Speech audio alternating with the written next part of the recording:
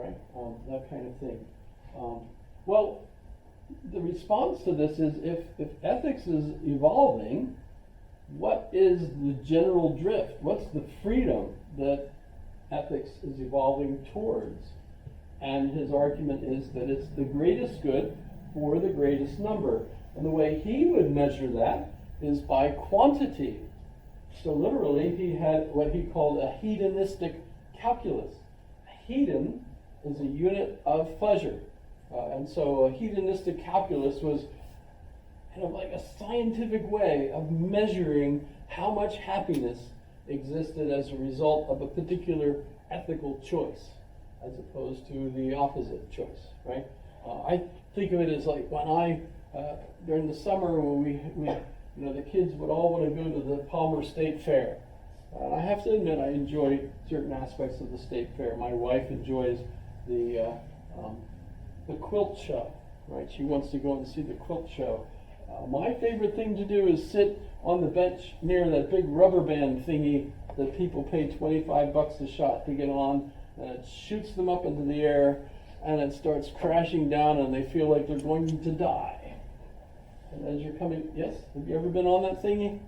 Paid your $25, got on, slingshotted up into the air, and as you're coming down, you scream like crazy because you're going to die. But then it bounces and you're like still alive, and you're like, yay, I'm still alive, So all these different biochemicals are going all through your body, giving you really quite the thrill, right? Well, I'm sitting on the bench watching this happen, and that's my thrill. I enjoy that.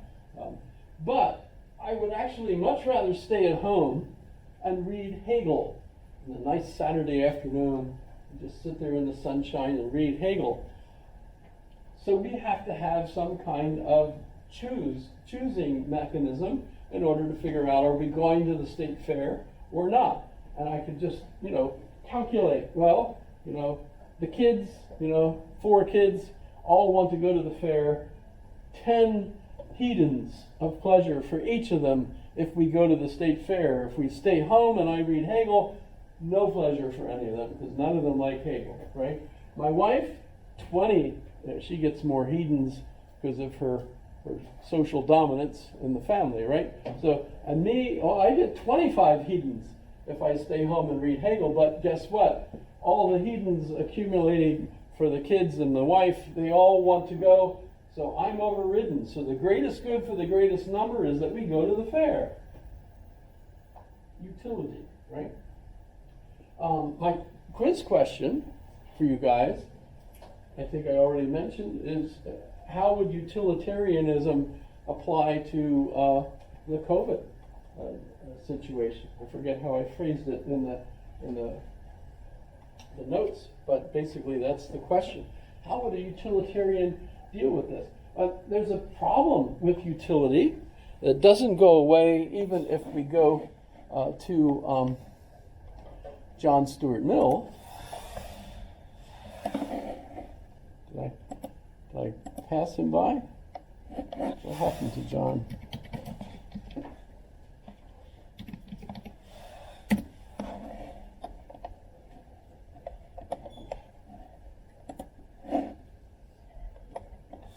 So, remember, his father is friends with Jeremy Bentham.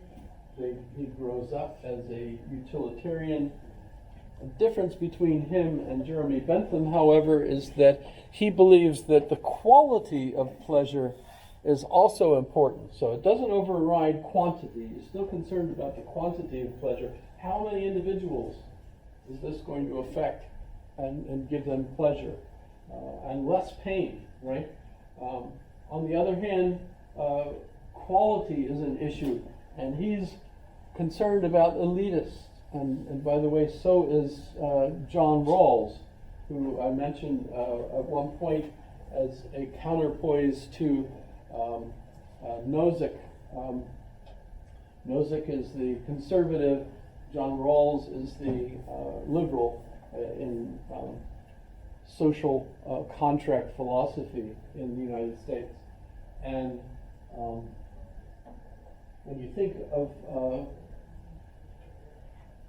the quality then being an important thing, who are we talking about? Well, well, John Rawls talks about this, when you have certain individuals that are interested in something that's very expensive. So wanting to build an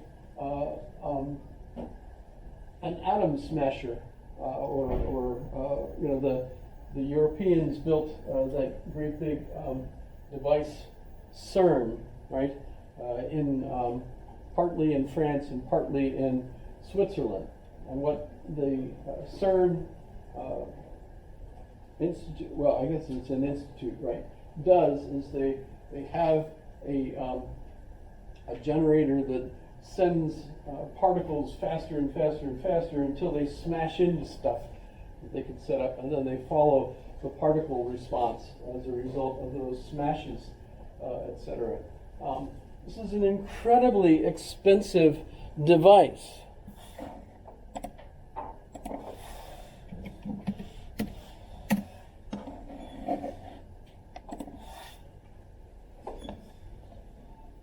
How's it going there?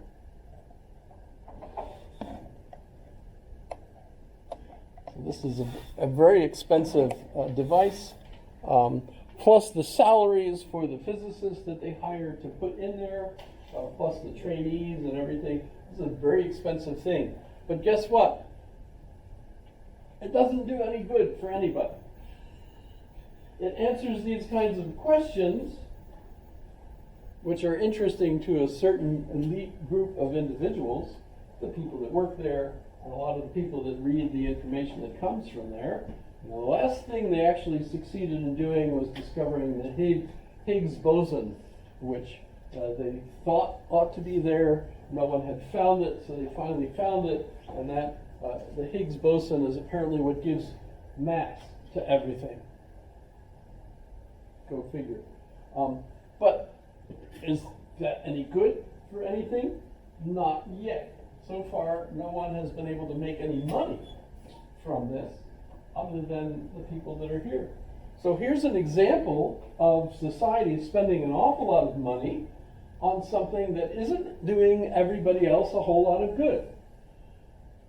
Strictly speaking, by a utilitarian quantity method, we ought not to be doing this kind of stuff, right? But from John Stuart Mill's point of view, the quality also has to be taken into effect. And these individuals' curiosity is so high importance, that we ought to spend a lot of money on them so that they can continue these kinds of studies.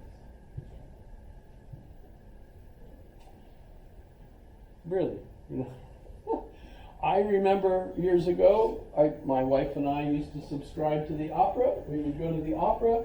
The number of people sitting in the audience was relatively sparse. Even so, the tickets were like $80 a piece or something, right? And yet we weren't paying for the production to actually be moved here and to perform and so on, because there wasn't enough of an audience.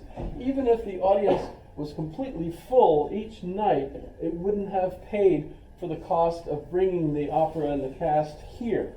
Instead, people like the oil companies and others donated the money for this production to come to Alaska, 2 or 3 productions a year. Why? Because the quality of this experience was so important to the few people that would go, that it was worth doing, right?